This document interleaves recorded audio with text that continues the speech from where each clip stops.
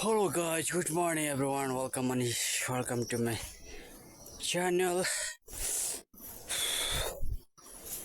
आज चाहिँ म कहाँ छु भन्दाखेरि चाहिँ आज चाहिँ म खेतमा छु। यस्तो गर्मी भइरहेछ आमा घाम लागेको त छैन तर एकदमै गर्मी छ। म चाहिँ आज यहाँ ऐचाला हान्दै छु। गाइजहरु हेर्न सक्नुहुन्छ टक्कसँगले ऐचाला चाहिँ मैले यति हानि सिकिसकेको छु। उ तलदेखि सर यहाँसम्म हानेको छु। अब यहाँदेखि अब म तीसम्म हान्नु पर्ने हुन्छ। गाइजहरु अहिले चाहिँ 1 बजेको छ। एकछिन आराम गरेको। यस्तो गर्मी भयो, यस्तो गर्मी छ। घाम त लागेको छैन र पनि यस्तो गर्मी छ। यहाँ चाहिँ मेरो खाजा है त। अब चाहिँ म फेरि ऐचाला हान्नु पर्ने हुन्छ। यहाँ चाहिँ मेरो साधन चाहिँ यो टक्क यसलाई चाहिँ कोदालो भन्छ।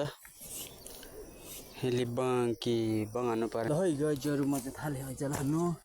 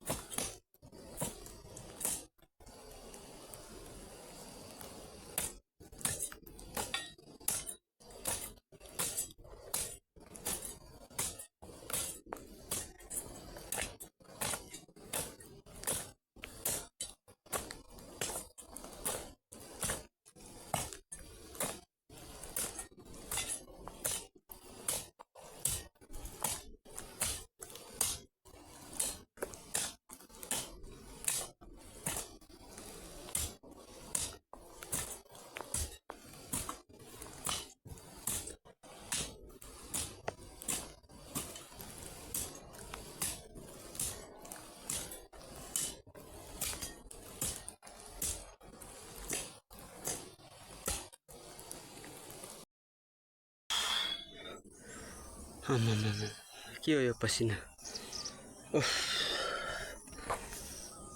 अब चाहिँ खाजा खाने बेला भएको छ।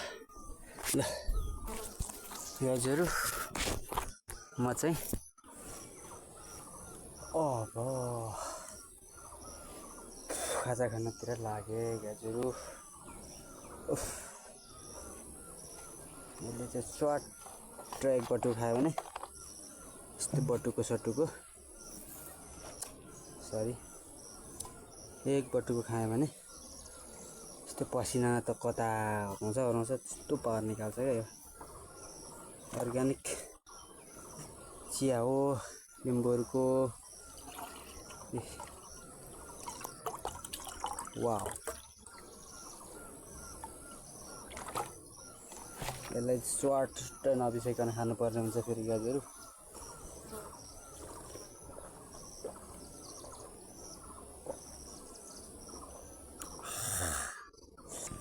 यो चाहिँ अर्ग्यानिक लिम्बूहरुले खाने चिया। यो चाहिँ अर्ग्यानिक लिम्बूहरुले खाने चिया अनि फेरि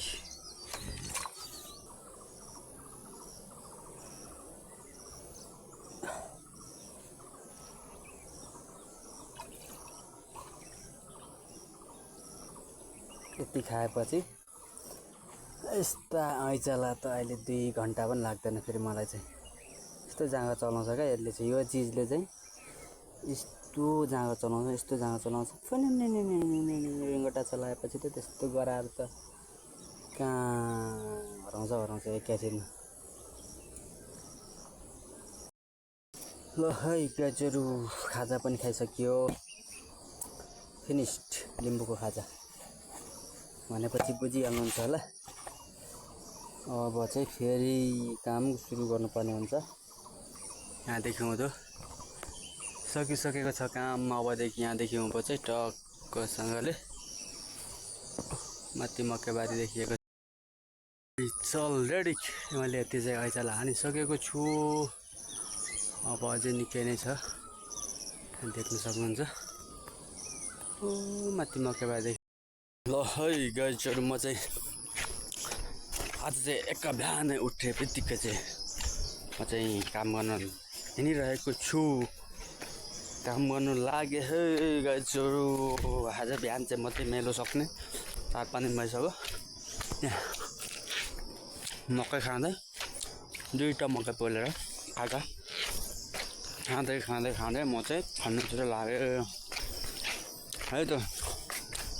हरियो मकै धमाधम खाने बेला भइरहेछ। म चाहिँ उठ्ने बित्तिकै मकै 2टा पोलेर खाँदै मेलोतिर लागेँ। मेलोमा पुग्दाखेरि लगभग ठ्याक्कै खाइसक्छु होला। तपाईँकोतिर चाहिँ हरियो मकै पाक्यो कि पाकेन है? लाग्यो काम कहिले सकिँदैन, के गर्नु, गाह्रो छ।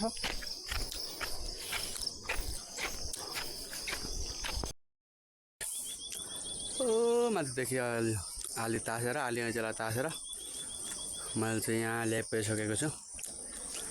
अब यो भित्तादेखि उँधो यहाँ तलतिरसम्म 4-5 गरा छ। आज बिहान चाहिँ मैले फाइनल गरेर जानुपर्ने हुन्छ। अनि चाहिँ बाँझो खेत पनि अहिले ऐचाला फिनिस्ड पारिसक्यो आजसम्ममा चाहिँ। अनि फेरि घरबारीमा थाल्नुपर्ने हुन्छ। भित्ता आली ऐचाला के गर्नु गाजहरू, काम नगरिकन मिल्दैन, काम गर्नै पर्यो। के गर्नु, गाउँले जिन्दगी यस्तै हो। पढ्ने बेलामा गुच्चा खेलेर बस्यो, अब अहिले त्यसको परिणाम यस्तैमा मकै दारो, भित्ता कोदालो समातो, हलो समातो, गोरुको पुच्छारमा झुन्डो, त्यही त हो। त्यो रहेछ नपढेको परिणाम त। घरमा आमाले पढ भन्दा के पढ्नु, पढेर के हात्ती ठुलो भएको छ भनिन्थ्यो। अहिले त हात्ती ठुलो भएको त देखिहाल्यो नि। अहिले त हात्तीको काम चाहिँ गर्नु परेको छ, गधाको काम गर्नु परेको छ। यहाँ बाँझो जस्तो मकै दारी काम गर्नु परेको छ। अहिले पो बुझ्दैछु त, अहिले सम्झिनु त पढ्नु पर्ने रहेछ। यतिखेर टक्कसँगले टेबलमाथि कुर्सीमाथि बसेर टक्क डटपेन समातेर बस्ने अवस्थामा कोदालोको बेड समातेर बस्नु परेको छ। के गर्नु, यतिर खपर पनि साह्रै दुखी।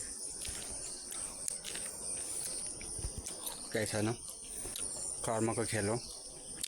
मान्छेले दुःख गर्नुपर्छ, दुःख नगरी सुख मिल्दैन भन्छ नि बुढापाकाले। दुःख गर्ने हो, एक दिन अवश्य सफलता मिल्नेछ है त गाजहरू। भन्दै आजको म अहिले सकेको भिडियो पनि देखाउँछु तपाईँहरूलाई है त। गाइजहरू फाइनली मैले भित्ता पनि तासेर सकिसकेको छु। अब चाहिँ सर्लक्क देख्न सक्नुहुन्छ। माथिदेखि यहाँसम्म तासिसकेको छु मैले चाहिँ। अब चाहिँ म घर जानुपर्ने हुन्छ। अब चाहिँ घरबारीको मकैबारी तास्नुपर्ने हुन्छ। यहाँ चाहिँ अब एकैचोटि धान रोप्ने बेला मात्रै आइन्छ। अबको कति 22-23 अबको 10-15 दिन पछाडि फेरि यहाँ ल्याउन धान रोप्नुलाई चाहिँ फेरि उपस्थित भइन्छ। आजलाई चाहिँ यो खेतलाई बाई बाई है त गाइजहरू। ल गाइजहरू, कोदालो बोकेर म चाहिँ घरतिर लागेँ है। यस्तै छ।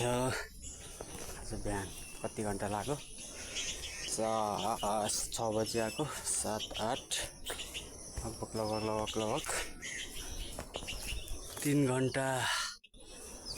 घन्टा लाग्यो क्या मलाई यहाँदेखि उँधो यो भित्तादेखि उँधो सक्नलाई। भोक पनि लागेको छ। अब घरमा गएर टक्क नुहाइधुवाइ गरेर भातसात खाइन्छ अनि आराम गरिन्छ। आज एक दिन चाहिँ फेरि भोलिदेखि चाहिँ घरबारीको मक्काबारी फेरि ऐँचाला हान्नुपर्ने छ, भित्ता तास्नुपर्ने छ। कामले कहिले नछोड्ने भयो, के गर्नु गाइजहरू। किसानीको छोरो भयो, किसानीको छोरो भएर जन्मिनु चाहिँ हातमा कोदालो कहिले पनि छोड्दैन। त्यो छोड्यो भने त अनि मुखमा भातै अड्किन्छ क्यारे, के गर्नु, गाह्रो छ। ल है गाइजहरू, यस्तै छ आजको भोक चाहिँ। अब चाहिँ म घरमा लागेँ।